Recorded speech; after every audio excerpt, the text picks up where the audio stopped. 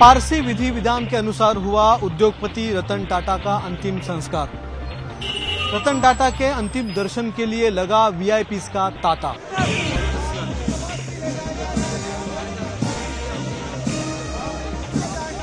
मुंबई के NCPA lawn से वर्ली शमशान घाट तक रतन टाटा का पार्थिव शरीर इसी तरह काफिले की शक्ल में लाया गया।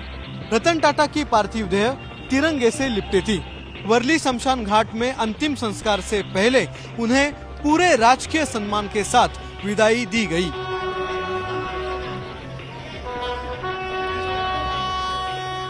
वर्ली शमशान घाट में केंद्रीय गृह मंत्री अमित शाह, महाराष्ट्र के CM Eknath Shinde, deputy CM Devendra Fadnavis समेत कई बड़े चेहरे मौजूद थे।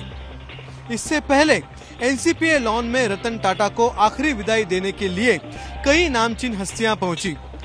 राजनीति से लेकर उद्योग जगत, फिल्म जगत, खेल जगत की कई चोटी की हस्तियां दिखाई दी। केंद्रीय गृह मंत्री अमित शाह, पूर्व सीएम उद्धव ठाकरे, आंध्र के सीएम चंद्रबाबू नायडू, उद्योगपति मुकेश अंबानी और नीता अंबानी ने श्रद्धांजलि दी तो एक्टर आमिर खान किरण राव के साथ पहुंचे। सचिन तेंदुलकर ने रतन टाटा के घर पहुंचकर उन्हें श्रद्धांजलि दी। रतन टाटा के आखिरी दर्शन के लिए आम लोगों की इतनी भीड़ उमड़ी कि पुलिस को ये भीड़ संभालना मुश्किल हो गया। देश के रतन उद्योगपति रतन टाटा को राजकीय सम्मान के साथ दी गई आखिरी विदाई, उनके अंतिम दर्शन के लिए मुंबई में लोगों का हुजूम उमड़ पड़ा। आगे आगे मुंबई पुलिस का बैंड और पीछे पीछे सजी हुई गाड़ी में रतन टाटा का पार्थिव शरीर।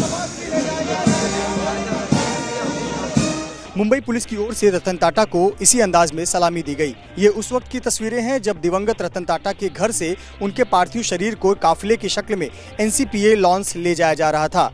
रतन टाटा का पार्थिव शरीर तिरंगे में लिपटा हुआ था। यहाँ रतन टाटा के पार्थिव शरीर को लकड़ी के कॉफिन से निकालकर ग्लास के बॉक्स में रखा गया। एनसीपीए लॉन्स में उनके पार्थिव शरीर को आम लोगों के दर्शनार्थ रखा गया। यहाँ रतन टाटा के आखिरी बार दर्शन करने के लिए लोगों की लंबी कतार लगी रही। एनसीपीए में इस दौरान सर्वधर्म प्रार्थना होती रही, जिसमें सभी धर्मों के धर्मगुरु बारी बारी से शांति प्रार्थना पाठ करते रहे। बाद में पारसी रीति रिवाजों के साथ रतन टाटा का अंतिम संस्कार किया गया। मशहूर उद्योगपति रतन टाटा का कल रात मुंबई के ब्रीच कैंडी अस्पताल में निधन हुआ। वो लगभग 87 साल तक जिए। रतन टाटा को 3 दिन पहले ही मुंबई के अस्पताल में भर्ती कराया गया था। उन्होंने तब सोशल मीडिया के जरिए अपनी सेहत के बारे में अपडेट भी दिया था। ये कल रात की उस वक्त की तस्वीरें हैं जब रतन टाटा का पार्थिव शरीर मुंबई के ब्रीच कैंडी अस्पताल से एम्बुलेंस में कुलाबा स्थित उनके घर लाया गया। ये उनके घर के अंदर का उस वक्त का वीडियो है जब उनके पार्थिव शरीर को घर के अंदर हॉल में रखा गया। रतन टाटा को 7 अक्टूबर को मुंबई के ब्रीच कैंडी अस्पताल में भर्ती कराया गया था। टाटा ने तब सोशल मीडिया पर बयान जारी करके बताया कि वो मेडिकल हेल्थ चेकअप के लिए अस्पताल गए हैं और चिंता की कोई बात नहीं है। फिर 9 तारीख को खबर आई कि उनकी तबीयत बिगड़ गई। कल रात को करीब 11 बजे उनके देहांत की खबर आई। इससे पहले करीब हफ्ते भर पहले स्वच्छ भारत अभियान के 10 साल पूरे होने पर उन्होंने एक वीडियो संदेश जारी किया था जो उनकी आखिरी पब्लिक स्पीच बताई जा रही है। 28 दिसंबर 1937 में जन्मे रतन टाटा 1991 में टाटा सन्स के चेयरमैन बने। तब जेआरडी टाटा ने उन्हें अपना उत्तराधिकारी बनाया था।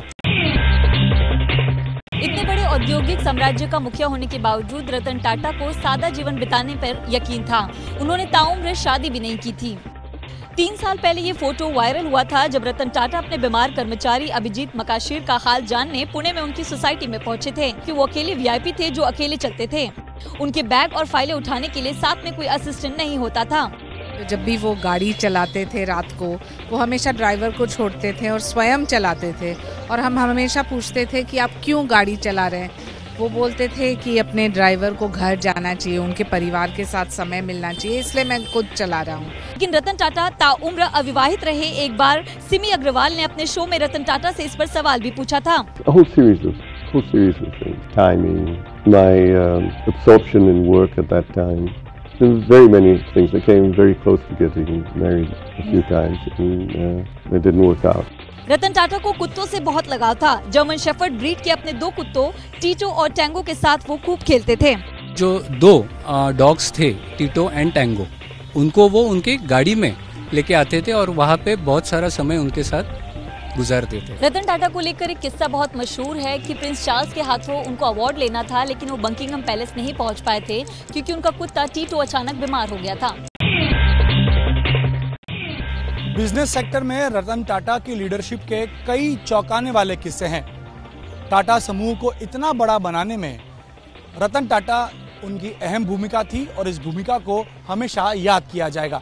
नमक चाय से लेकर हवाई जहाज तक बनाने वाली कंपनी टाटा में रतन टाटा की लीडरशिप ने दुनिया को कई बार हैरत में डाला। साल 2000 में उन्होंने अपने से दुगने बड़े ब्रिटिश टेटली ग्रुप का अधिग्रहण कर सबको चौंकाया। इसके बाद उन्होंने यूरोप की दूसरी बड़ी स्टील कंपनी कोरस को खरीदा। 2009 में उन्होंने सबसे सस्ती कार नैनो लॉन्च की, जिसकी कीमत 1 लाख रुपए थी। नैनो से पहले 1998 में टाटा मोटर्स ने इंडिका कार बाजार में उतारी थी, लेकिन सबसे दिलचस्प है उनका अल्ट्रा लग्जरी जैगुआर और लैंड रोवर को खरीदना।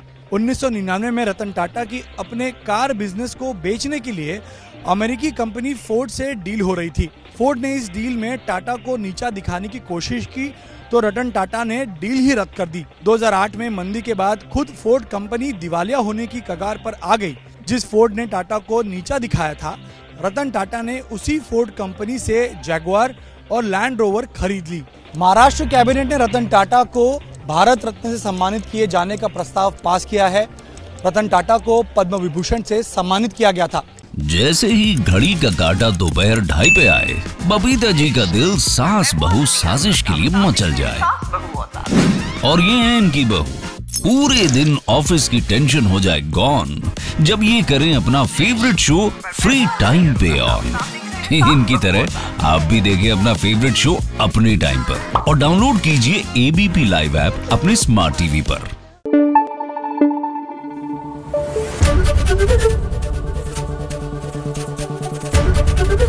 एबीपी न्यूज आपको रखे आगे।